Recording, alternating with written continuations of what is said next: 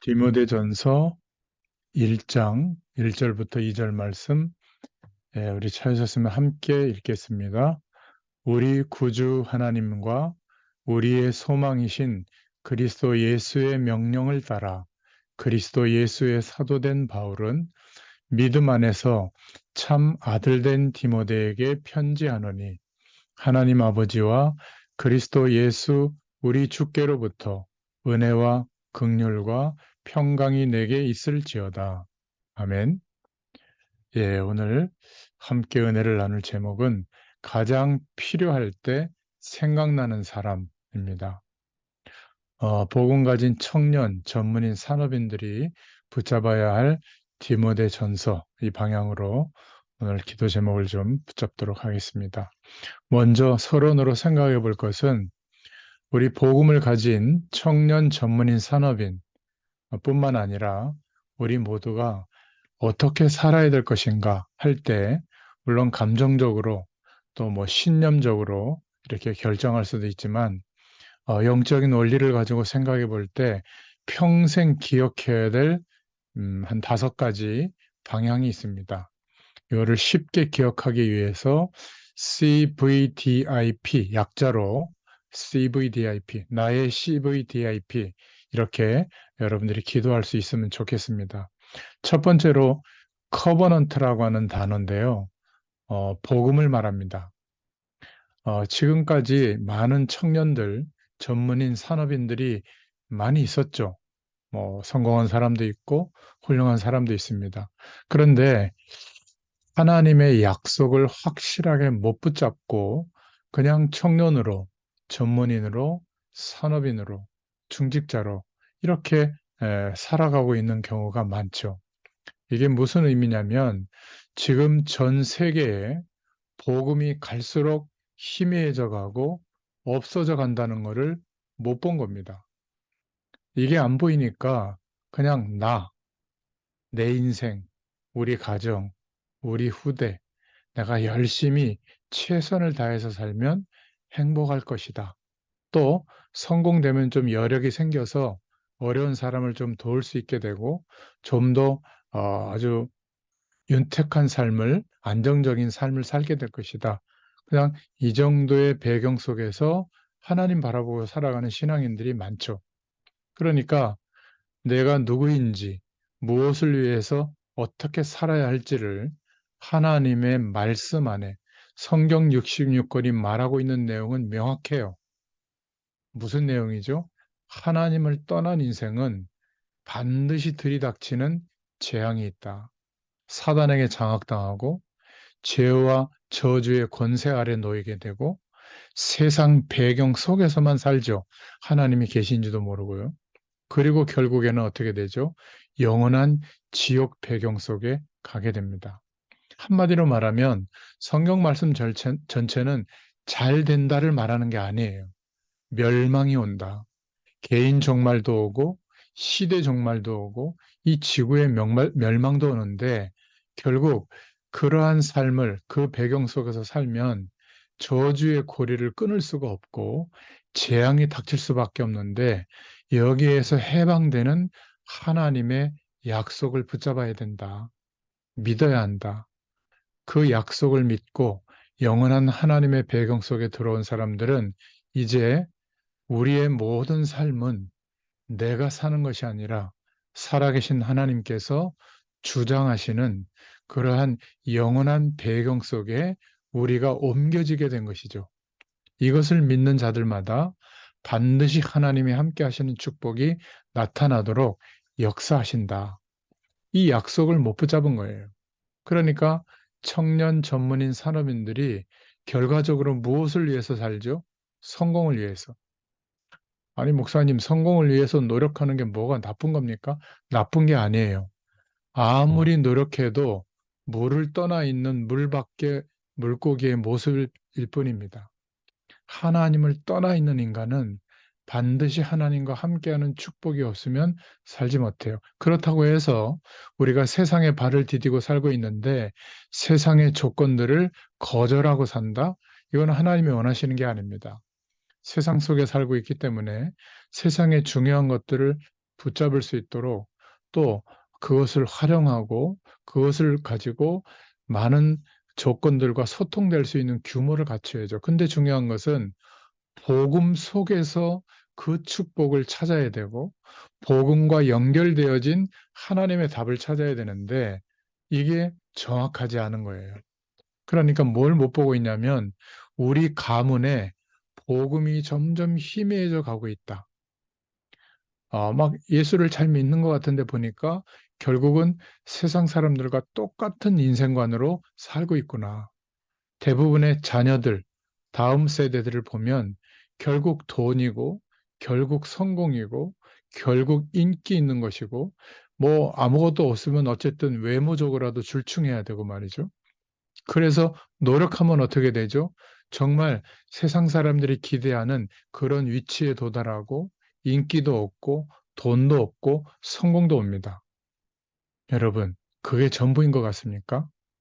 저는 어, 오늘 아침엔 뉴스를 못 봤는데 우리 집사람이 얘기를 해주더라고요. 그 이선균 씨인가요? 어, 그 아카데미에 가서 영화도 그 주연상 받고요. 그, 그 뭐죠? 그 파라독스, 기생충에 나왔던 그 주인공이잖아요. 그죠? 그리고 많은 여러 드라마나 영화에서 두각을 나타내고 굉장히 성공한 배우로 뭐 그 부부가 TV에 아름다운 가정, 성공한 가정 이런 모델로 가전 모델로도 나오고 그랬는데 뭐 마약과 이런저런 뭐 여성 문제와 이런 거 사실인지 아닌지 우리나라 언론이나 뭐 수사 태도는 뭐 한 사람을 그냥 거의 재판으로 결정나기 전까지 다 그렇게 한 것처럼 죽이잖아요.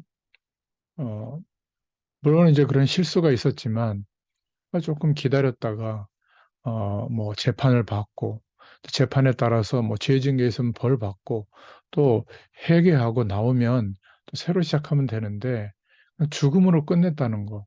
참 그걸 보면서 참 많이 안타깝더라고요. 보니까. 그죠? 그러면 아마 최소한 30년 이상 그 분야에서 노력해온 사람일 텐데 그리고 그 정도 위치에 서게 되려면 아마 여러 가지 어려운 고난의 과정을 다 통과했을 겁니다.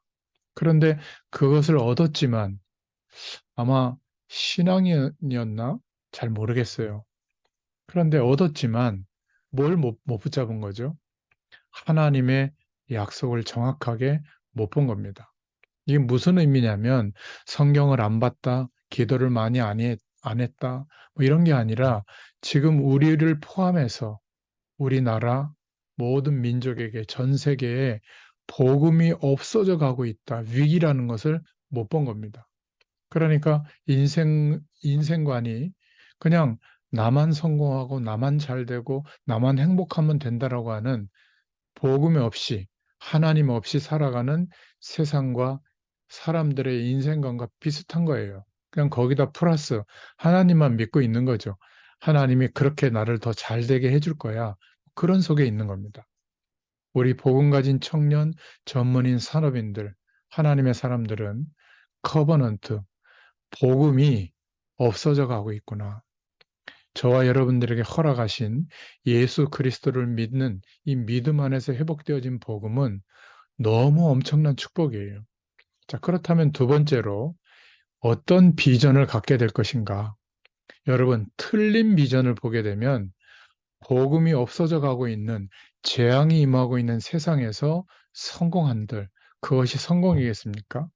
그래서 시대마다 세계를 움직였던 그 시대를 담당하고 하나님의 문화권을 회복시켰던 청년 전문인 산업인들은 시대를 바라보는 눈을 가지고 있었습니다. 어떤 눈이죠? 전 세계의 우상의 세력들이 장악하고 있구나. 여러분 관광지에 가보면 유명한 곳마다 주로 돈 내고 들어가는 것이 어떤 곳인가요? 모르겠습니다. 뭐 박물관이나 도서관이나 뭐 이런 데를 간다기보다 큰 유적지를 가보면 전부 신전들 아니에요? 옛날 신전들, 사원들. 그죠?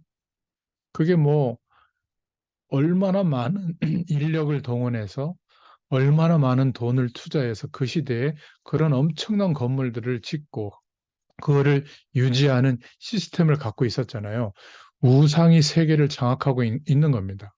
지금 이 시대의 우상은 형상을 만들어서 섬기는 종교를 포함한 것도 있지만 더 심각한 것은 하나님은 없다. 하나님이 있고 타락한 인간이 있고 구세주가 오는 이런 세계관은 기독교인들, 종교인들이 만들어낸 세계관이니까 그거는 가짜다. 새로운 세계의 질서를 열자. 이게 뉴 에이지라고 하는 운동인데요. 보이지 않게 모든 사람들의 인생관을 차지했습니다. 그러니까 내가 최선을 다하고 초인적인 능력이 생길 때까지 집중하고 노력하면 이 세계를 장악할 수 있다. 정말 그랬던 인물들이 많이 나오죠. 전 세계 사람들의 피 속에 코카콜라를 흐르게 하자. 이런 비전을 가지고 노력했는데 저 아프리카까지 산속에까지 코카콜라 병을 들고 마셔요. 전 세계 사람들의 모든 정보들을 가상 공간 안에 만들어 놓고 그것을 글로나 화면으로나 사진으로나 영상으로나 이런 것으로 보게 하자. 전 세계의 모든 지식에 대한 정보가 이미 WWW, 월드와이드 웹이라고 하는 인터넷 가상 공간 안에 다 지금 들어와 있고 그것을 볼 수 있는 미디어가 예전에는 대단한 컴퓨터 시설이 있어야 되는데 이제는 손바닥만한 핸드폰만 있으면 그 정보들을 다 볼 수 있게 된 거예요. 이게 얼마나 대단한 발전입니까? 그죠? 그러니까 하나님 없이 이렇게 발전하고 성공하는 것을 경험하고 있기 때문에 아, 저러면 되는구나. 그런데 그게 바로 우상이에요. 보이지 않는 우상. 내가 하나님을 알고 있는데도 불구하고 믿고 있는데도 불구하고 내 안에 그것이 없어서 막 힘들어하고 그것이 없어서 막 열등감 느끼고 또 그것이 있다면 막 우쭐대고 교만하는 그게 바로 우상이거든요. 이 우상의 배경이 각자의 문화와 조건을 따라 시대마다 지금 우리 시대도 세계를 장악한 것을 봤다면 우리는 어떤 비전을 가져야 될까요? 그죠?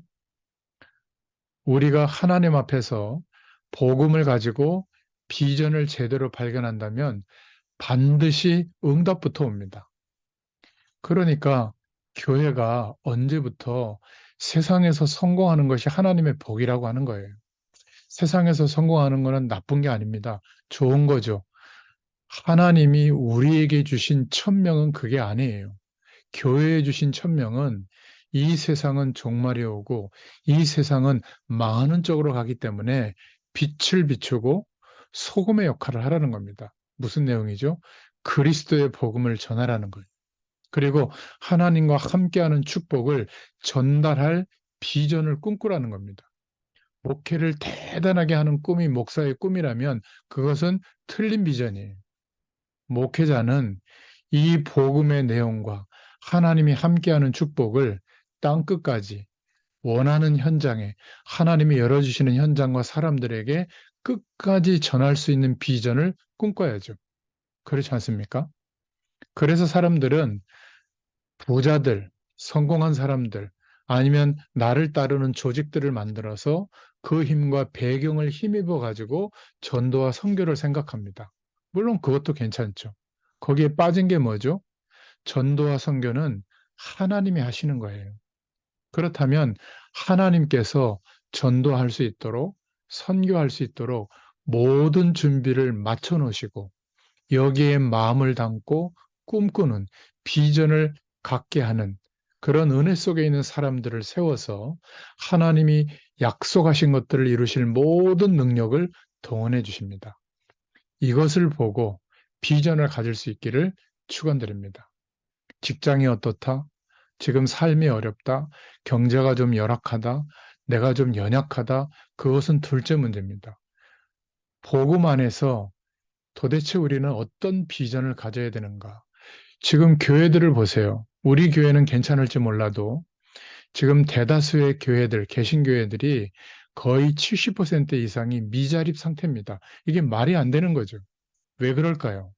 우리가 그런 모습을 보면서 나는 그냥 안정적이고 큰 교회 속에서 신앙생활이 잘 되고 있기 때문에 만족합니까? 그 한 교회만 가지고 모든 세계가 변화될 수 있습니까? 교회들이 회복돼야 되거든요. 자, 그렇다면 이제 어떤 꿈을 꾸게 되죠. 내 인생과 삶을 통해서 분명한 꿈을 발견하도록 하나님이 은혜를 주십니다. 어떤 꿈이요? 나만이라도 우리 가문에, 우리 직장에, 우리가 살고 있는 지역에, 내 인생을 통해서 알고 있는 사람들에게 세계 복음화의 증인으로 서야겠다. 하나님 앞에서 이런 꿈을 가지게 되면 그 꿈을 이제 하나님이 이루십니다. 그래서 오늘 매일매일 살아가는 현실이 작은 것, 아무것도 아닌 것 같아도 이 꿈 속에서 꿈을 이루는 언약이 이루어지는 하루가 되는 거예요. 여러분, 이런 인생을 꿈꿀 수 있기를 바랍니다. 올 한 해를 돌이켜보니까 또 죄 짓고 하나님 말씀대로 못 살고 실천을 못했고 이런 낙심하는 수준이 아니라 시간이 갈수록 커버넌트, 이 시대를 관통하는 복음, 이 복음이 약화되고 있구나.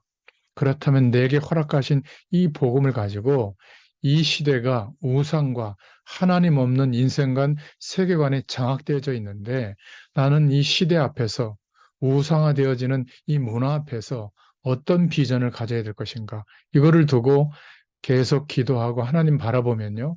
명확한 내게만 주신 꿈이 발견되게 돼요.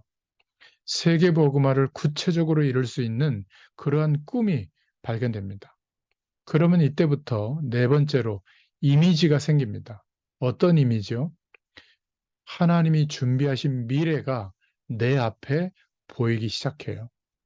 여러분, 선교 현장에만 가봐도 내가 지금 너무 지금까지 좀 이렇게 작은 인생 속에 있었구나. 전 세계는 지금도 동일하게 하나님이 인도하시고 우리의 기도와 또 우리의 중심과 전도와 선교가 필요한 것이 이렇게 많은데 이제 하나님께서 이런 눈을 열어주시는구나. 그러니까 막 열심히 돈을 모아서 선교비를 보내라. 그 말이 아니에요. 하나님이 내 인생을 통해서 원하시는 그러한 축복과 예비된 사명의 내용들이 이제 오늘 내 삶과 현실 앞에 이미 와 있어요. 이게 보이기 시작합니다.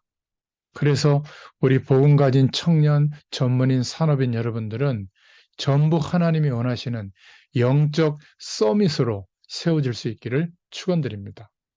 우리가 1등을 하고 최고가 되고 많은 어떤 경제적 윤택함을 누릴 수 있는 자리에 올라가고 뭐 노력하면 할 수 있는 사람들도 있겠죠. 그러나 우리는 그런 것은 최고의 위치에 도달하지 못할지라도 하나님의 말씀을 붙잡고 하나님을 바라보고 기도하고 예배할 때 우리가 알고 있던 우리의 삶의 영역 안에 우리의 시대 안에 하나님이 함께 하시는 축복을 가장 앞선 위치에서 체험하고 누리고 증인으로 서게 되는 것은 누구나 가능합니다. 이걸 보고 영적 서밋으로 가는 것, 그것 때문에 나는 오늘을 살아간다. 지금 많은 중직자들이 힘들고 안 되는 이유가 이런 중요한 축복들을 놓치고 열심히만 살고 있는 겁니다. 여러분, 이게 어려운 게 아니에요. 여러분들 가문의 부모님, 또 여러분들 분야의 선배들, 또 직장의 상사들, 또 거래처의 사람들, 이런 사람들을 내 마음대로는 할 수 없어도 저와 여러분이 영적 서밋이 될 수는 있는 거예요. 그렇죠? 그러면 그때부터 하나님의 축복이 나타납니다. 너로 인하여 천하 열방이 이 복을 얻도록 하겠다. 약속하신 축복이 매일매일 삶 속에서 나타나요. 그러니까 아, 언니를 볼 때 과거엔 이랬던 사람이 하나님의 은혜로 이렇게 변화되어지는구나. 우리 부모님이, 우리 후대가, 또 직장의 동료가, 저 까마득한 후배가 이렇게 삶을 같이 영위하면서 살아봤더니 뭔가 다르구나. 그래서 내 인생에 실제로 가장 답답한 순간이 왔을 때 저 친구에게, 저분에게 이 문제를 좀 얘기해 봤으면 좋겠다. 그때 어떻게 하죠? 답을 주면 됩니다. practice. 이거는 실천이라는 의미인데 하나님의 일을 위해서 많은 것을 하는 게 아니에요. 그거는 굉장히 힘든 사명을 감당하는 겁니다. 우리가 이런 삶을 살아갈 때 하나님이 함께 하시는 축복이 요셉처럼 나타납니다. 그것도 이 복음을 전혀 모르는 사람들이 우리 주변에 깔려 있잖아요. 그런데 알게 돼요. 그때 답을 주면 됩니다. 실제로 우리가 영적 서밋이 되어서 답을 주기 시작하는 거. 그게 실천이에요. practice. 그래서 기억하기 쉽게 CVDIP 이것을 가지고 기억하시기 바랍니다. 우리의 인생의 삶의 방향과 인생관이 이 속에서 나오고 그것 때문에 오늘을 살 수 있기를 축원드립니다. 왜냐하면 우리가 훌륭하기 때문이 아니라 하나님이 그리스도 안에서 주신 답을 가지고 있기 때문이에요. 우리가 대단한 능력이 있기 때문이 아니라 이 답을 알고 있기 때문에 특히 오늘 복음 가진 청년 전문인 산업인들은 기억하시고 이 축복을 생각하고 정리해보고 또 하나님이 주신 꿈을 꿀 수 있기를 축원드립니다. 어떻게 적용하면 될까요? 서론의 두 번째로. 이걸 가지고 여러분이 가장 필요한 것, 그것을 만들어 보고 도전해 보세요. 지금 여러분에게 가장 필요한 게 뭡니까? 하나님은 세계보고 얼마나 은혜를 주셨는데 내 삶과 현실은 거기에 따라가지 못한다면 이제 노력해야죠. 그죠? 이걸 보면서 내가 붙잡아야 될 꿈이 뭔가, 그리고 어떤 이미지를 가지고 노력하고 도전해야 될 것인가, 이런 답들이 나오게 됩니다. 그 꿈을 이루는 것은 간단하죠. 하나님의 말씀과 기도를 따라가는 영적 서밋이 되는 거예요. 그러면 저절로 우리의 삶을 통해서 답을 줄 수 있는 사람이 됩니다. 여러분, 여러분들은 거의 중직자들이 되실 텐데 내가 우리 교회와 적어도 내가 속한 지역과 분야, 그리고 적어도 237개 나라 중에 종족으로 따지면 5천 미 전도 종족이 남아 있는데 한 나라, 한 종족만이라도 품겠다. 내 인생을 통해서 전도하고 선교하겠다. 이거를 그냥 생각하지 말고 확실하게 계획해 보세요. 연말 연초에. 계획하고 있는데 그때부터 응답이 옵니다. 그리고 많은 새로운 답들이 찾아져요. 그리고 이것을 가지고 여러분의 매일매일의 일상적인 것 속에서 찾아보세요. 그거를 찾고 생각해보고 구체화하는 게 기도예요. 뜬금없이 어디 장독대에다가 물을 정한수 물을 떠놓고 이거 잘 되게 해주세요. 어려우니까 빨리 해결해 주세요. 이렇게 빌던 것이 한국 개신교소에 옮겨와 가지고 그걸 자꾸 기도라고 생각하거든요. 그거는 기도의 천반문의 일도 모르는 겁니다. 제가 지금 말씀드린 이런 내용들이 다 기도의 내용에 속하는 거예요. 그러면 학업과 우리의 일과 산업 속에서 중요한 하나님의 계획들이 발견되고 찾아지는 겁니다. 내가 왜 공부하고 있는가? 내가 왜 일하고 있는가? 이것이 발견되어져요. 이러면 저와 여러분에게 평생의 응답이 뭔지를 알게 됩니다.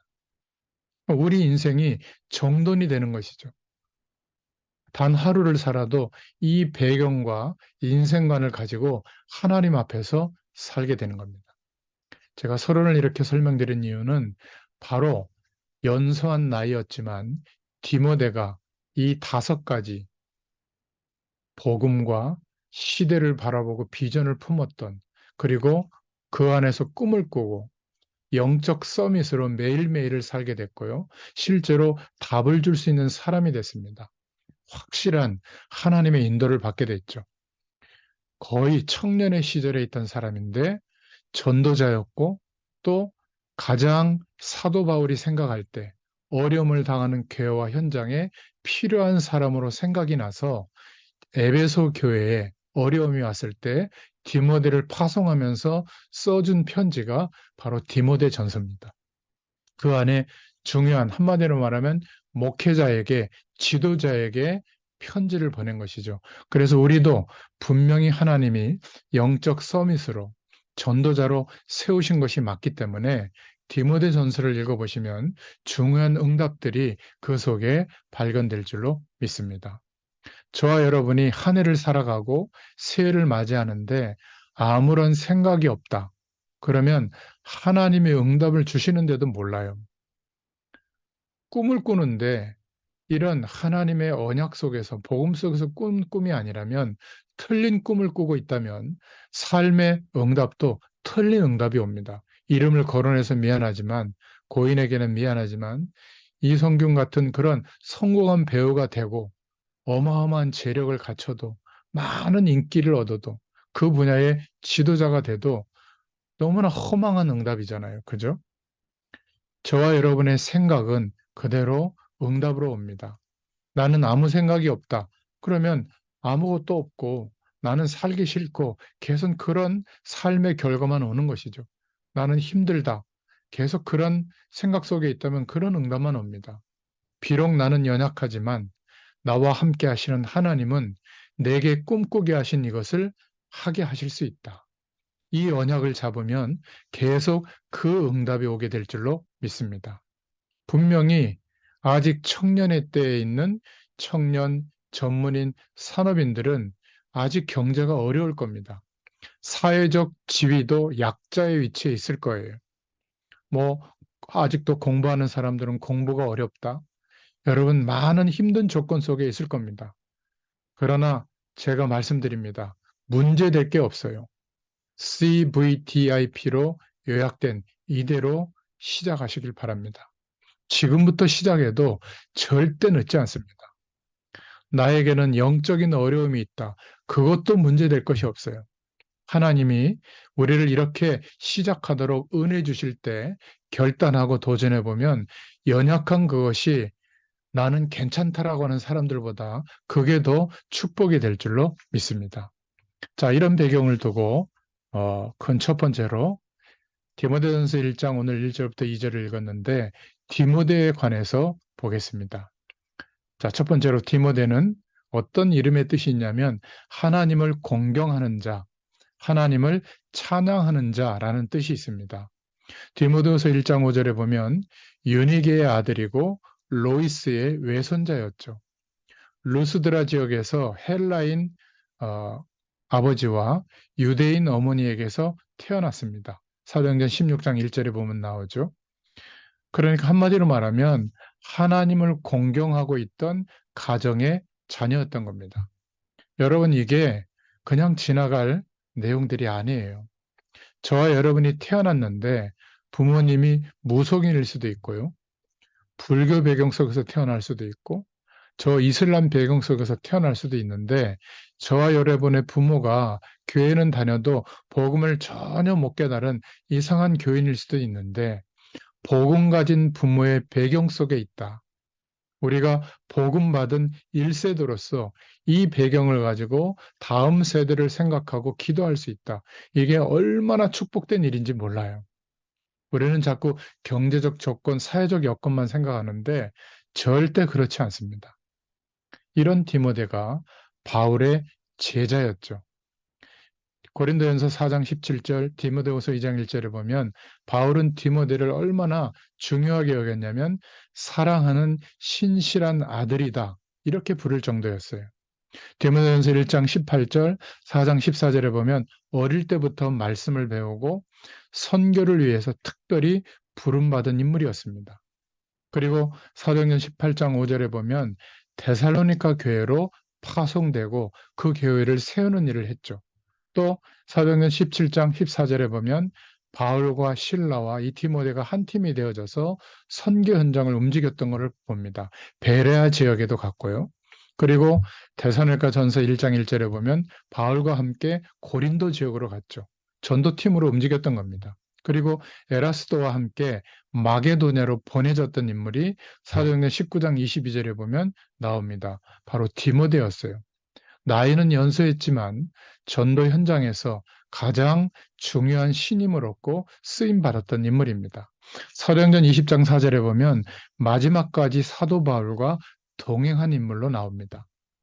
에베소 교회가 여러 가지 문제로 어려움에 처해 있을 때 디모데전서 1장 3절, 디모데후서 1장 18절에 보면 에베소 교회의 지도자로 파송되어졌죠.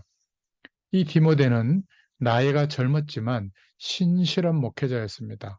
복음 중심으로 사역을 했고 성도들을 말씀으로 양육을 했고 파송된 곳마다 교회를 부흥시켰죠.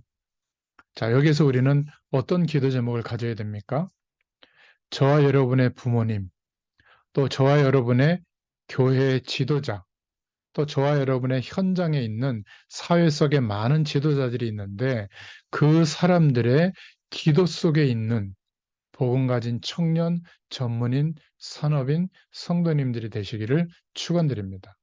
잘 들어야 됩니다. 이게 별것 아닌 것 같아도요. 꼭 이렇게 되도록 일부러라도 여러분들이 노력할 필요가 있습니다. 여러분 교회의 목사님에게 편지도 쓰시고 1년이 지나가고 한 해를 맞이하는데 그렇죠? 그때마다 뭔가 중요한 마음을 담아서 선물도 하고 이렇게 하세요. 왜냐하면 그렇게 되면요. 목회자가 많은 사람들을 기억하는 여러 가지 방법이 있는데 꼭 기억하려고 하지 않아도 기도할 때마다 소통되는 사람들이 있어요. 아, 이분들이 정말 나를 하나님의 종으로 생각하고 이렇게 기도하고 기억해 주고 있구나. 저는 생각나는 몇 분이 계신데, 어, 여러분들이 다 생각나지만, 저희 교회에 어떤 좀 나이가 있는 청년이 있는데요. 중요한 어떤 뭐 제 생일이라든지 또 명절이라든지 이런 때 평상시에는 교류가 거의 없어 교회에서 만나면 인사 한번 하는 정도인데 예전에 청년회 때 조금 이렇게 말씀 운동을 나눴던 그런 분인데 항상 기억하고 뭐 과일 조금이라든지 뭐 케이크 하나라든지 그리고 이렇게 목사님 감사합니다라는 편지를 항상 보내요. 10년 넘도록 꾸준하게 잊지 않고 하고 있는 분이 있어요. 청년인데 항상 마음에 담겨요. 저한테 뭘 해서가 아니라 이렇게 뭐 지속적으로 그렇게 목회자를 생각하고 기도해 주는 사람이 쉽지 않거든요. 그리고 저희 교회에 있던 어떤 권사님은 저희 교회를 이렇게 떠나서 다른 교회를 섬기고 있는데 꼭 제 생일 때만 되면 잊지 않고 저희 집에 찾아오세요. 저희 집에 찾아오는 유일한 한 분이세요. 막 제가 그렇게 뭐 같은 지역에서 이렇게 인도받을 때 별로 해드린 것도 없는데 평생 어, 목사님은 제 마음속에 담겨 있는 분이라고 하면서 아이들이 커가는 내용이나 그런 것들 올 때마다 이야기해 주시고 기도 제목을 줘요. 그러니까 뭐, 그분이 뭐 대단한 부유한 것도 아니에요. 그냥 작은 이렇게 뭐 케이크 하나, 어떨 때는 과일 한 상자 이렇게 들고 오셔가지고 그렇게 기도해 주시고 저도 기도해 드리고 그러거든요. 그러니까 이렇게 마음에 이렇게 담겨요. 그러니까 아마 어떤 행동을 그렇게 한다는 것은 마음에 그런 것들이 있으니까 그렇겠죠. 어떤 분들은 제가 이렇게 전도 현장을 두고 인도받는 중에 많은 한계들이 있었는데 그때그때마다 기도로 힘을 주시고 또 어떤 분들은 막 차를 이렇게 어, 본인들도 힘들 텐데 제공해 주시고 또 어, 저를 보면 이렇게 먹는 거 좋아하잖아요. 또 어떤 분들은 반찬을 항상 챙겨 주시고 또 저는 이렇게 뭐 감각이 별로 없는데 항상 뭐 여러 가지로 보이지 않게 제가 사람들 앞에서 뒤처지지 않도록 이렇게 마음을 담고 헌신해 주시는 분들이 있어요. 이게 얼마나 감사한지 모릅니다. 더군다나 제일 감사한 것은 기도해 주시는 분들이 있어요. 제 삶 속에. 이게 얼마나 감사한지 모릅니다. 여러분, 지도자들이나 목회자들이나 전도자들의 마음에 담긴다고 하는 것은 이것처럼 큰 축복이 없습니다. 바로 디모데가 그런 인물이었던 겁니다. 여러분, 나중에 교수님이나 선생님들이나 현장에 나가면 여러분들과 함께하는 그런 윗사람들, 불신자들의 마음속에 저와 여러분이 들어있다. 이거는 굉장한 그 다음 일들이 벌어지는 거예요. 대부분 이런 것들은 잘 모릅니다. 줄을 서고 인기에 편승하고 당장 눈앞의 이익을 쫓아가는 것은 밝은데 여러분, 어떤 중요한 하나님의 축복을 받는 기준들은 좀 다른 것 같아요. 여러분은 꼭 이런 축복을 계속 누릴 수 있기를 축원드립니다. 큰 두 번째로 디모데전서 1장 3절에 보면 에베소로 파송받은 디모데가 나옵니다. 이 에베소 지역은 전에도 에베소서를 정리할 때 말씀드렸지만 로마 제국의 아시아주의 수도입니다. 항구 도시고 정치, 교통, 상업, 종교가 굉장히 왕성했던 지역입니다. 그러니까 영적으로 보면 우상이 굉장히 심각한 지역이었죠. 그래서 바울이 중요하게 사역하던 곳이었습니다. 사도행전 18장 19절에 보면 유대인의 회당이 있던 곳이고 거기를 공략했죠. 또 사도행전 18장 18절 19절에 보면 여기에서 브리스길라 아굴라 부부를 머물게 했던 잠시 그런 지역이기도 하고요. 또 사도행전 18장 21절 28절에 아볼로가 전도했던 곳이고 바울 사역의 중요한 열매가 맺어진 곳이 바로 이 에베소 지역에 있죠. 사도행전 19장 1절부터 10절에 보면 나옵니다. 특히 8절부터 19장 사도행전 19장 8절부터 10절에 보면 두란노 운동을 통해서 많은 제자들이 이 지역에서 일어났죠. 거기에 마수라는 유대인들이 회개했지만 결국 그거를 못 버리고 우상을 만들어서 파는 은장색, 금은 세공이나 노크롯 따위를 만드는 기술자들인데 은장색들이 교회를 소란스럽게 했던 곳이었기도 했습니다. 이 에베소가. 바로 사도행전 19장 13절부터 29절에 나오죠. 그리고 사도행전 20장 17절부터 38절에 보면 밀레도에서 에베소 장로들을 초청해서 특별 메시지를 사도 바울은 전하기도 했습니다.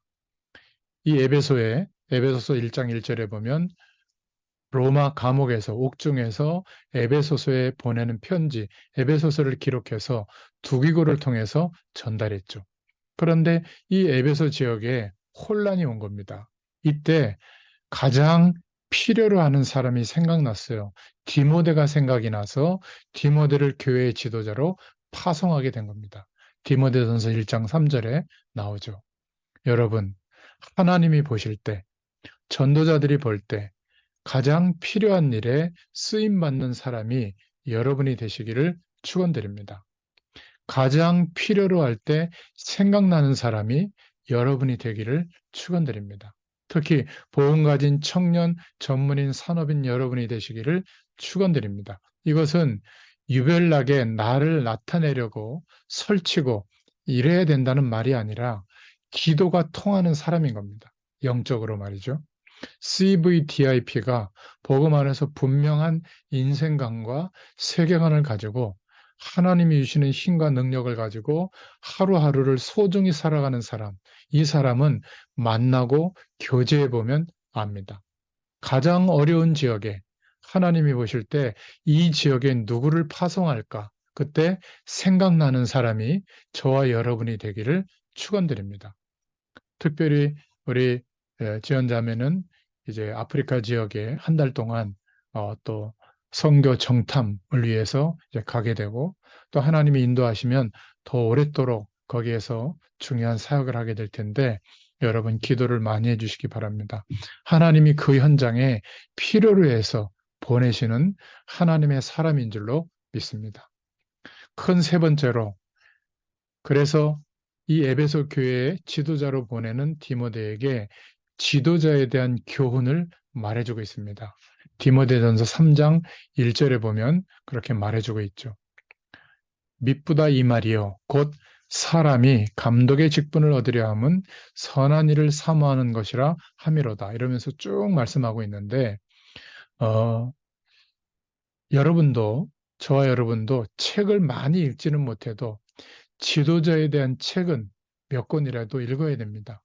왜냐하면 영적 서밋으로 우리의 삶 속에 하나님의 축복을 안내하는 지도자가 될 것이 분명하기 때문에 많이 읽지는 못하더라도 서점에 가거나 요즘에는 뭐 예스24나 이렇게 인터넷 서점들이 많잖아요. 쭉 보면 저와 여러분 개인에게 인생의 방향에 딱 맞는 그런 지도자에 대한 책이 있어요. 그게 발견된다면 꼭 골라서 읽어보시길 바랍니다. 굉장히 중요한 생각들이 또 하나님의 계획들이 그 속에서 많이 발견될 거예요. 그래서 지도자에 대한 교훈으로 첫 번째, 디모데전서 1장 1절부터 20절에 교리에 대한 교훈을 전했죠. 1장 3절부터 4절에 보면 다른 교훈, 거짓 율법을 가르치는 사람들이 많다. 이들은 신화와 족보에 몰두하고 변론을 일삼고 있다. 디모데전서 1장 11절부터 17절에 그런데 너는 그리스도 예수께서 충성되이 여겨서 은혜의 복음을 전할 직분을 맡겨주신 거 잊지 마라. 또 디모데전서 1장 18절부터 20절에 너는 믿음의 선한 싸움을 싸우라고 말하고 있는 겁니다. 우리에게도 마찬가지 하나님의 음성으로 들려지기를 축원드립니다. 그리고 두 번째로 예배에 대한 교훈을 디모데전서 2장 1절부터 15절에 전했는데요. 특히 2장 4절에 보면 하나님은 모든 사람이 구원을 받으며 진리를 아는 데 이르시기를 원하신다. 이게 하나님이 예배 속에서 주시는 중요한 뜻과 계획이에요. 모든 사람이 구원받기를 원한다. 내가 행복하고 문제 해결받고 응답받고 이것은 우물 안에 갇혀 있는 것이죠. 우리의 틀을 넘어서서 모든 사람이 구원을 받으며 하나님의 진리를 아는 데 이르기를 원하신다. 이것 때문에 나를 부르셨다. 그래서 예배하게 하신다. 이런 축복이 있기를 축원합니다. 디모데전서 2장 5절에 보면 그래서 하나님과 사람 사이에 중보자는 한 분이시니 곧 사람이신 그리스도 예수시다. 다른 헛된 거짓을 따라가지 마라. 디모데전서 2장 6절에 그리스도께서 모든 사람 죄인을 위하여 자기 자신을 대속물로 속전으로 주셨다. 이렇게 말씀하고 있죠. 그러면서 세 번째로 지도자의 교훈을 전하고 있는데 디모데전서 3장 1절부터 6절에 나옵니다. 감독, 지도자의 직분은 선한 일을 사모하는 것이다. 3장 1절에. 그리고 3장 7절에는 선한 증거를 얻은 자라야 한다. 3장 13절에는 그리스도 예수 안에 있는 믿음에 큰 담력을 얻은 자라고 그렇게 말하고 있습니다. 여러분, 교리 같은 것을 이야기하면서 다른 교훈을 쫓거나 복음보다 이게 더 중요하다. 이렇게 가르치는 사람들이 교회 안에 많이 있어요. 어떤 사람들은요, 그렇게 맨날 직장 다니고 해가지고 언제 전도하고 선교하겠냐 이러면서 다단계를 쫙 알려주고 요거 말이지 뭐 얼마를 투자하고 몇 사람만 여기에 이렇게 안내하면 당장 몇백만 원, 몇천만 원이 들어온다. 그거 들으면요 솔깃합니다. 교회가 가장 파고들기 좋은 그룹화 되어 있잖아요. 그래가지고 가뜩이나 교회가 어려운데 작은 교회들 보면 아니 목사님들이 막 그러는 교회들도 있고요. 너무나 안타까워요. 결국 그거는 다 시간도 물질도 마음도 정신도 다 뺏기는 거거든요. 네트워크 마케팅이 나쁘다, 다단계가 나쁘다 이게 아니라 복음보다 그것을 더 기준으로 두는 거. 그 어떤 것도요. 복음보다 기준을 둔다면 그거는 무너지는 내용들이 되는 겁니다. 꼭 기억하시길 바랍니다. 그런 것들을 우리가 좀 생각해 봐야죠. 저와 여러분은 한 명이 살아서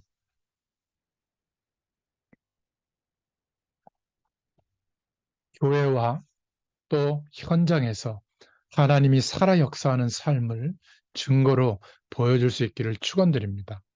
교회에 가보면 중직자들이 참 뭣도 모르고 헛소리하는 부분들이 참 많아요. 여러분들이 삶으로 인생관으로 답을 줄 수 있기를 바랍니다. 친한 사람끼리 옆에 앉지 말고 중직자분들은 교회 가면 믿음이 약하거나 새로운 사람들 옆에 앉아서 목사님의 말씀이 이해 안 되면 설명도 해주고 같이 기도도 해주고 또 교회가 조금 크거나 이러면 식사도 하잖아요. 그분들 외롭잖아요. 사람도 모르고 또 같이 데려가서 식사도 같이 하고 이러면서 가장 중요한 복음 중심으로 믿음이 성장하도록 도와주는 사람 한 사람만 있어도 그 새신자는 교회 떠나지 않습니다. 근데 거의 새신자들이 와서 언제 교회를 떠나게 되면 중직자들이 하는 하나님이 안 계신 것처럼 자기들이 발견한 그것이 전부인 것처럼 막 얘기하는 그런 헛소리들을 듣고 시험 들고 상처받아서 교회 떠나는 사람들이 대부분이에요. 그렇지 않습니까? 여러분들은 거기에 동의하거나 그런 문화를 주장하는 대열에 서지 마시기를 바랍니다. 굉장히 중요한 것들을 많이 놓치고 있죠.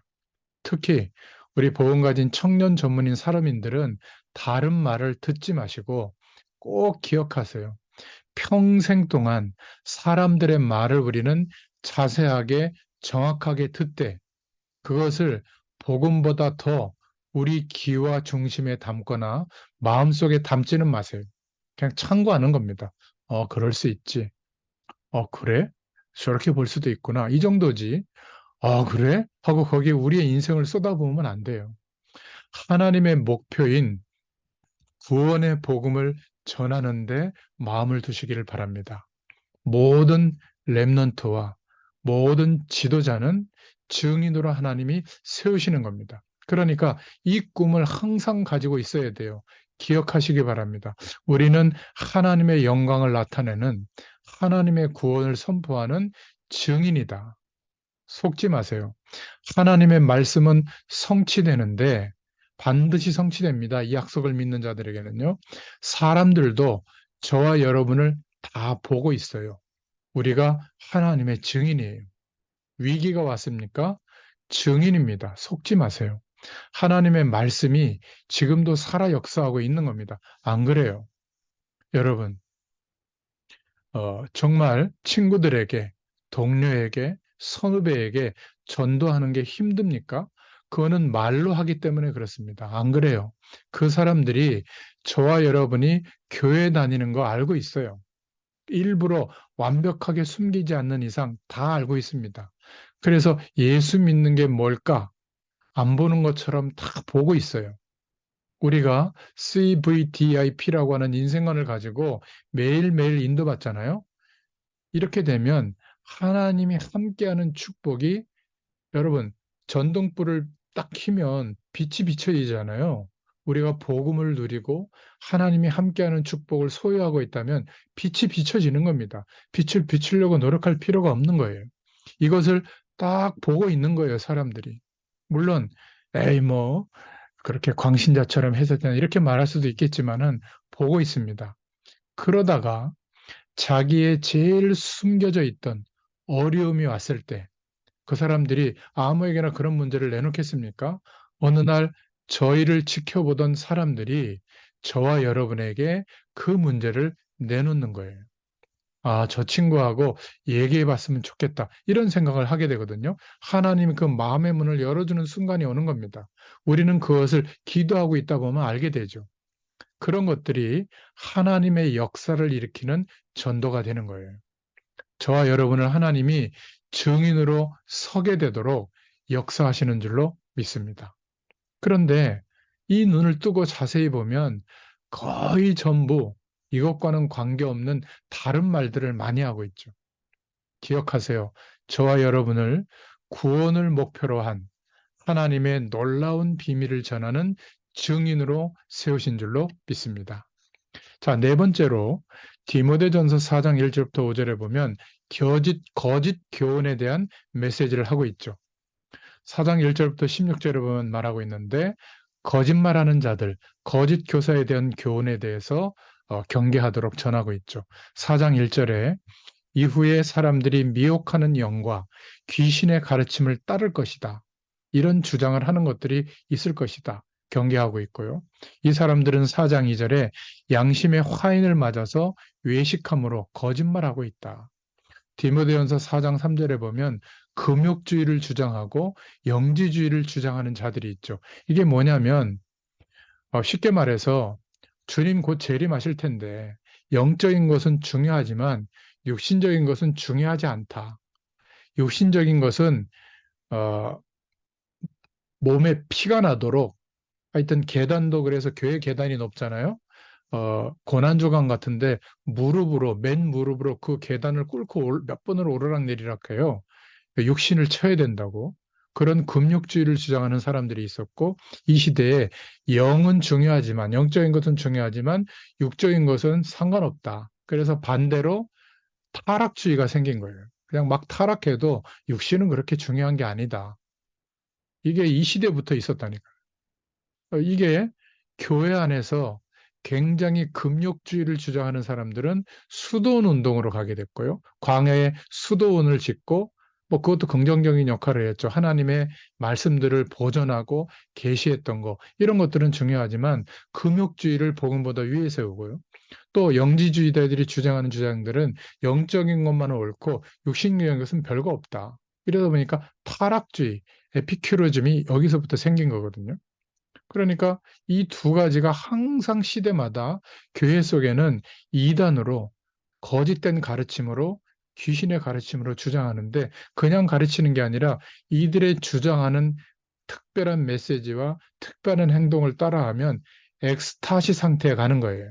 그러니까 영적 현상을 체험하게 되는 겁니다.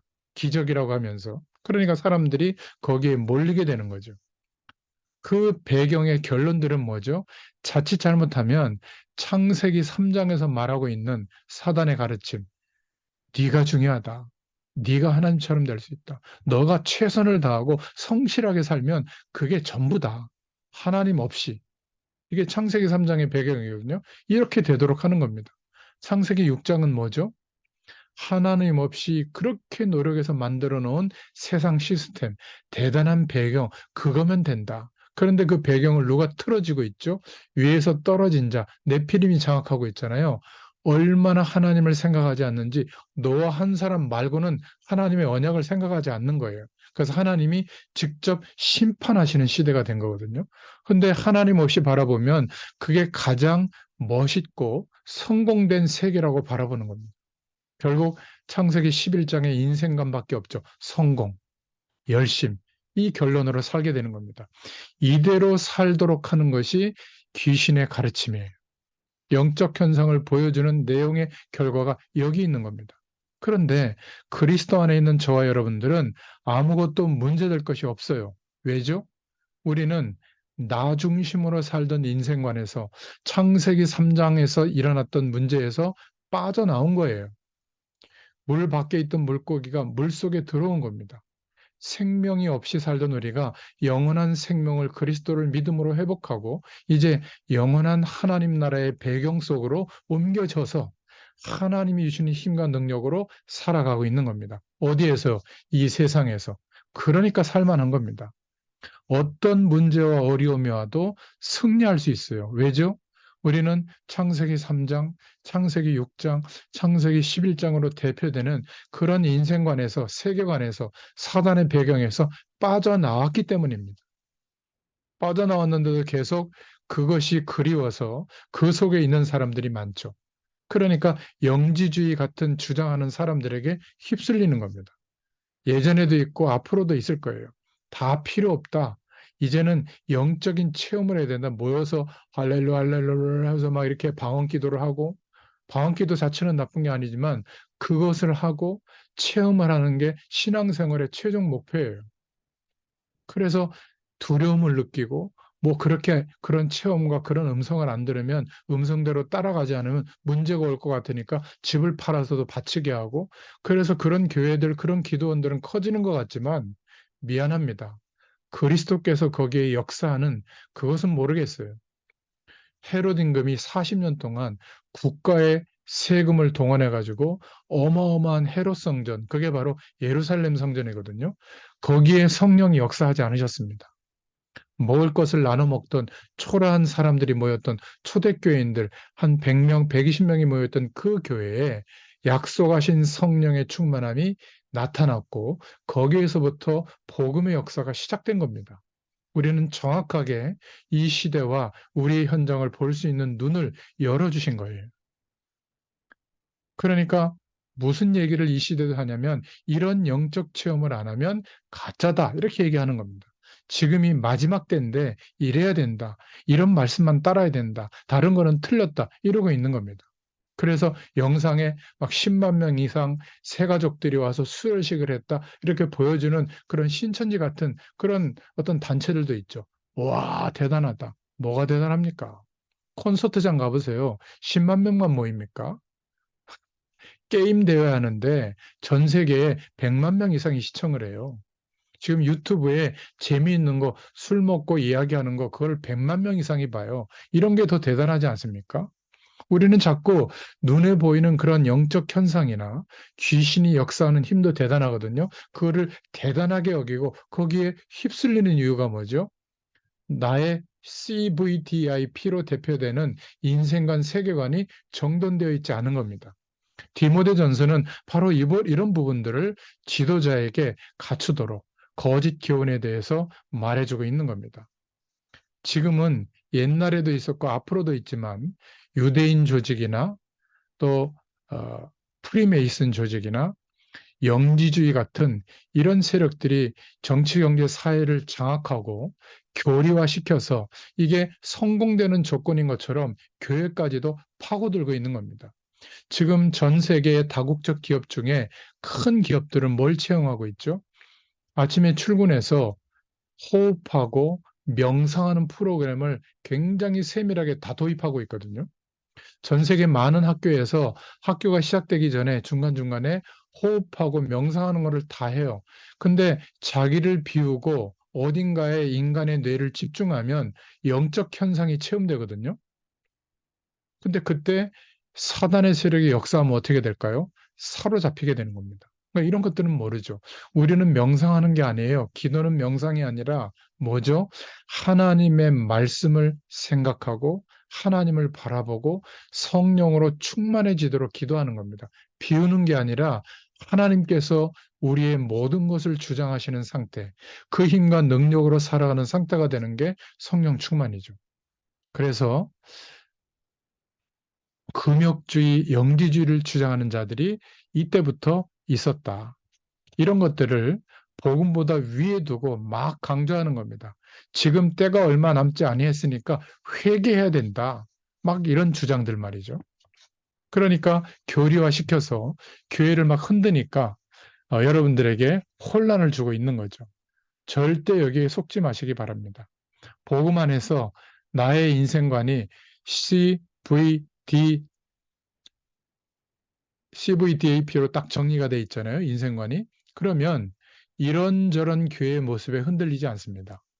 대단한 막 영적 현상을 보고도 하나님이 저렇게 역사하시는구나. 저거는 뭔가 하나님의 역사는 아닌 것 같다. 이렇게 분별할 수도 있고요. 이렇게 되는 겁니다.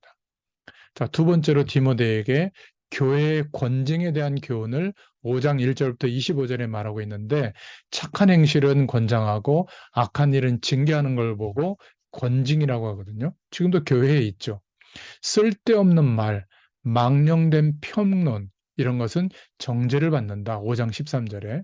그리고 5장 19절에 만약 교회에서 고발할 때는 두세 사람의 증인이 없으면 받지 마라. 또 너는 5장 22절에 아무에게나 경솔히 안수하거나 하지 마라. 이런 얘기들은 뭐죠? 사람을 징계할 때 주의해라. 함부로 하지 마라. 저와 여러분도 남을 판단할 때 함부로 하지 마시길 바랍니다. 여기에 잘 넘어가는 사람들은 막 함부로 말을 많이 하죠. 기억해야 됩니다. 그러면서 세 번째로 목회자의 의무에 대한 교훈을 전했는데 디모데전서 6장 1절부터 21절에 나오죠. 하나님의 말씀을 잘 보고 전하라고 부탁을 하는 것이죠. 6장 3절에 그리스도의 말씀과 경건에 관한 교훈을 따르라고 말하고 있고요. 6장 5절에는 경건을 이익의 방도로 생각하는 자들이 일으키는 다툼을 막아라. 그러면서 우리 전도자들, 사명자들, 특히 목회자들은 디모데전서 6장 8절 먹을 것과 입을 것이 있으면 족한 줄로 알아라. 6장 10절에는 돈을 사랑함은 일만하게 뿌리다. 이렇게 말하고 있죠. 꼭 기억해야 됩니다. 자, 마지막 다섯 번째로 그렇다면 디모데 전서에 나타난 그리스도에 대한 축복들은 어떤 것이 있을까? 왜 자꾸 교회들은 교회 역할을 못하고 힘이 없어져 갈까? 세상에는 왜 자꾸만 어려움이 올까? 왜 그런데 하나님의 말씀은 저와 여러분을 보고 걱정하지 말라고 할까? 우리가 오늘 말씀으로 정리해 봤지만 놓치고 있는 것이 무엇이라는 것을 이제 우리가 알고 있기 때문이에요. 그래서 디모데 전서에 나타난 9군데에 나타난 그리스도에 관한 이야기가 있는데 기억해야 됩니다. 1장 12절에 보면 그리스도는 우리를 능하게 하신다. 두 번째, 그리스도는 우리에게 직분을 맡기셨다. 1장 15절에는 그리스도는 죄인을 구원하시려고 세상에 오셨다라고 말하고 있죠. 1장 17절에 영원한 왕이신 하나님께서는 존귀와 영광이 영원히 있다. 또 2장 5절에는 그리스도는 하나님과 사람 사이의 중보자이시다. 2장 6절에 여섯 번째로 그리스도는 모든 사람을 위하여 자기를 대속물로 주셨다. 디모데전서 4장 10절에는 그리스도는 모든 사람, 특히 믿는 자들의 구주시다. 6장 15절에는 만왕의 왕, 만주의 주이시며 때가 이르면 그의 나타나심을 보이실 재림주시다. 6장 16절에는 영원한 빛에 거하시는 자시다. 이렇게 말씀하고 있죠. 그래서 기억해야 될 게 있습니다. 지금까지는 서론에 말씀드렸던 복음 안에서 형성된 인생관, 세계관, CVDIP 약자로 설명한 그러한 내용을 가진 복음 가진 청년, 복음 가진 전문인, 복음 가진 산업인이 거의 안 나온 거예요. 저는 확신하고 있습니다. 여러분 속에서 나올 것이다. 이거 할 수 있는 중직자가 거의 안 나왔거든요. 그래서 저와 여러분들을 부르신 겁니다. 오늘 절대 놓치지 마시기 바랍니다. 연말 연초에는 중요한 하나님의 메시지가 전달되고 있는 거거든요. 여러분 이렇게 돼야만 전도하고 선교할 수 있어요. 세계를 움직일 수 있어요. 여기에 나오는 여러분의 응답은 절대로 빼앗아 갈 수가 없는 내용들입니다. 그래서 그 속에서 저와 여러분의 학업, 저와 여러분의 일, 저와 여러분의 사명이 여기에서 나와야 될 줄로 믿습니다. 절대 속지 마세요. 저와 여러분은 부족한 게 맞는데 절대 부족한 인생으로 끝나는 존재들이 아니에요. 이제는 시대를 움직일 중직자들이 나와야 됩니다. 교회를 살리고 후대들을 살릴 복음 가진 청년 전문인 산업인들이 나와야 됩니다. 로마서 16장 같은 인물들이 나와야 돼요. 그런데 안타깝게도 전부 틀린 꿈들을 꾸고 있다. 틀린 비전을 가지고 있다.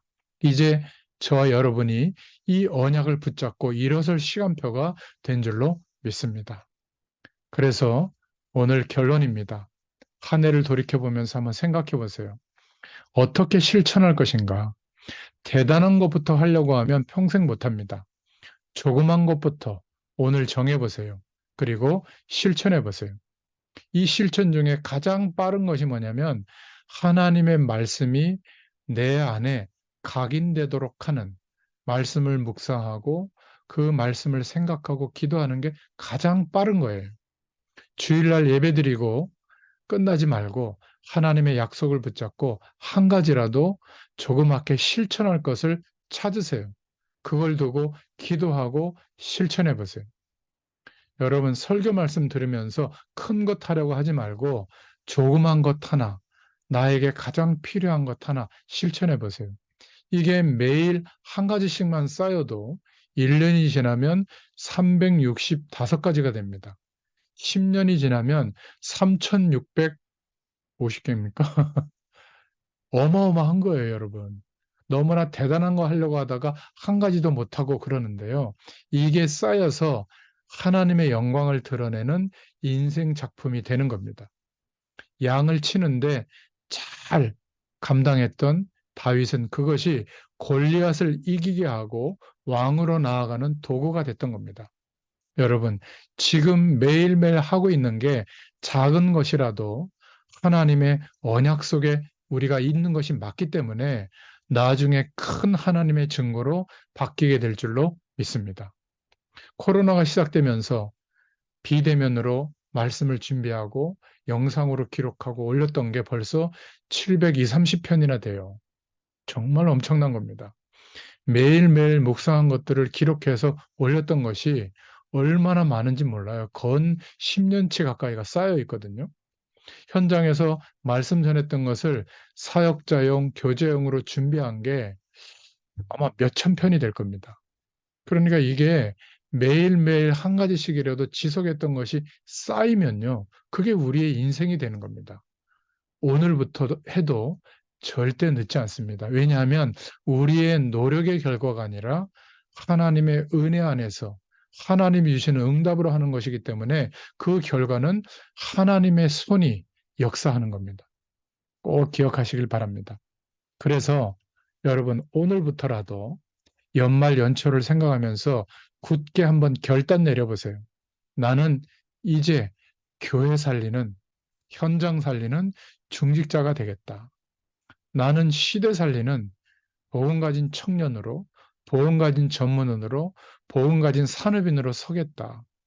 정말 목회자들, 저 같은 목회자들은 정말 전도운동하는 전도자가 되겠다. 한번 결단해 보세요. 그러면요, 별 노력도 안 했는데 응답부터 옵니다. 여러분 생각 속에 우리가 헌금을 막 모아서 많이 해서 교회를 짓는다? 우리가 열심히 일해서 돈 벌어가지고 집도 사고 뭐 자녀도 키우고 한다? 선교한다? 주의 종들을 돕는다? 그게 착각이에요. 다윗은 그렇게 말하지 않았습니다.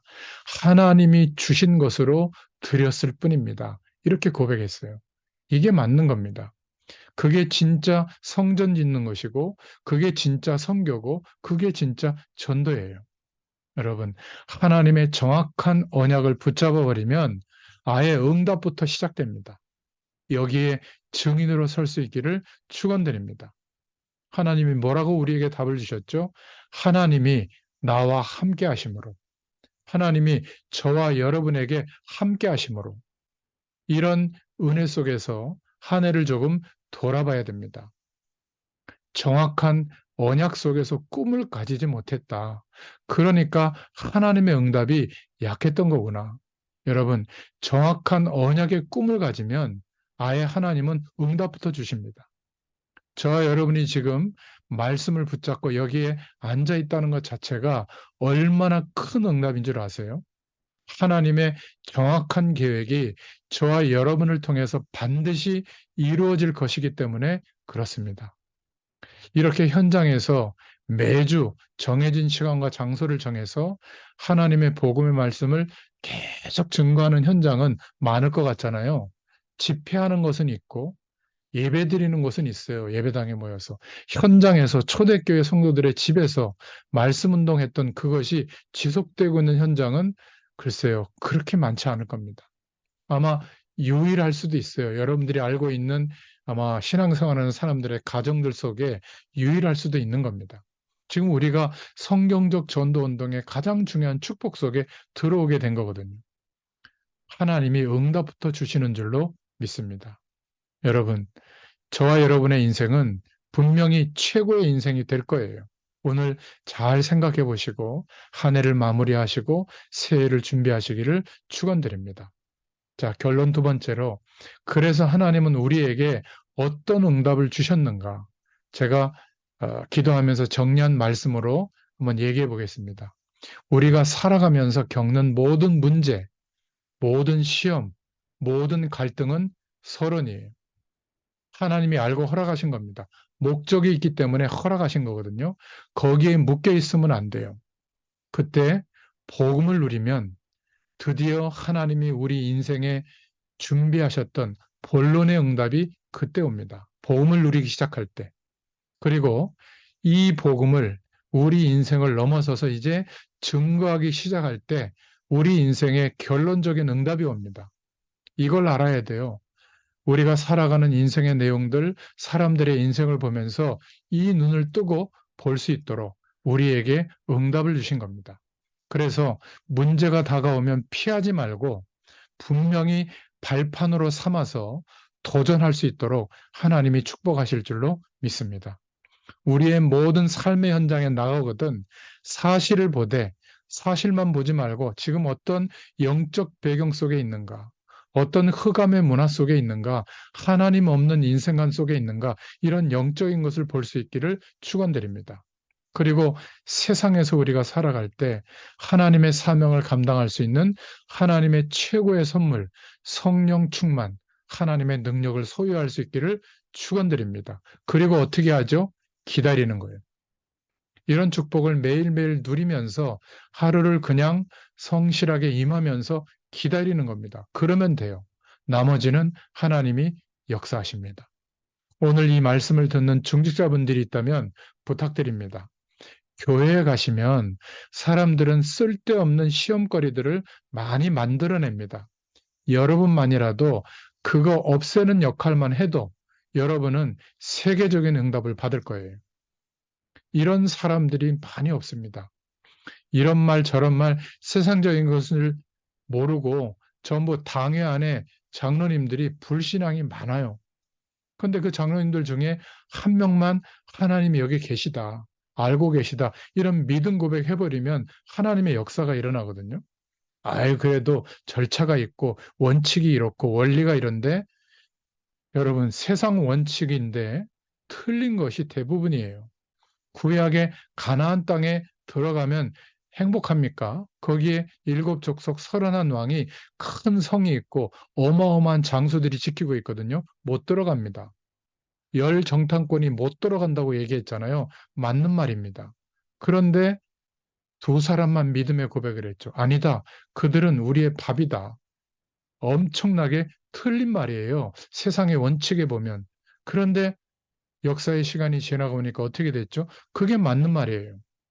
왜냐하면 그들의 지도자들은 다 도망갔고 지금이 기회죠. 여리고성을 본 바로 그 정탐꾼의 내용이죠. 제대로 본 겁니다. 그래서 우리 복음 가진 청년, 전문인, 산업인들, 또 우리 중직자들, 성도들은 마지막으로 한 해를 돌이켜보면서 기도 제목을 한 가지라도 붙잡으세요. 나는 목사님과 선교사님과 전도자들의 오른팔이 되겠다. 특히 청년들은 이 기도를 시작하세요. 나는 앞으로 경제의 힘을 하나님이 주시면 그 힘을 얻으면 선교사님과 목사님들과 전도자들이 마음껏 전도하고 선교할 수 있도록 밀어드리겠다. 이런 기도를 한번 올바르게 시작해 보세요. 가이오처럼 나는 전도자들의 식주인이 되겠다. 일평생 동안 죄의 종들이 세계복음할 수 있도록 나는 밀겠다. 이런 기도를 한번 시작해 보세요. 이런 중직자들이 참 많이 없습니다. 여러분들만이라도 이 기도를 할 수 있기를 바랍니다. 그래서 여러분들을 통해서 세계복음화가 이루어지게 되도록 이 시간 하나님께서 역사하실 줄로 믿습니다. 기도하겠습니다. 하나님 감사합니다. 한 해를 돌이켜보면 감사와 찬양을 드릴 수밖에 없습니다. 여러 가지 한계 속에서도 하나님께서 우리와 함께 하신다는 사실을 기억하고 언약의 말씀을 붙잡고 기도할 수 있도록 축복해 주셔서 감사합니다. 올 한 해를 시작할 때 주셨던 말씀과 또 하나님의 은혜와 또 하나님의 계획하심을 약속으로 붙잡고 인도받았던 올 한 해 너무나 큰 축복으로 마무리할 수 있도록 은혜를 베풀어 주셔서 감사합니다. 복음의 눈을 뜨고 성경 66권을 정리할 수 있는 이 대단한 여정에 매주 인도해 주셔서 우리를 참여케 하시고 함께 말씀의 증인으로 세워가도록 주께서 역사해 주심을 감사합니다. 24년은 더 큰 응답으로 하나님께서 예정하신 축복을 우리에게 허락하실 것을 기대합니다. 하나님, 이 말씀 안에 함께 세계복음을 꿈꾸는 모든 주의 백성들에게 동일한 은혜를 주시고 동일한 꿈을 꾸게 하시며 그리스도 안에서 오늘 말씀으로 나눈 CVTIP로 그렇게 약속된 하나님의 축복들이 응답으로 누려지도록 역사하여 주시옵소서. 디모데 전서를 통해 주신 말씀이 우리의 응답이 되도록 역사하실 줄 믿습니다. 감사드리며 예수님의 이름으로 기도드렸습니다. 아멘. 감사합니다. 감사합니다.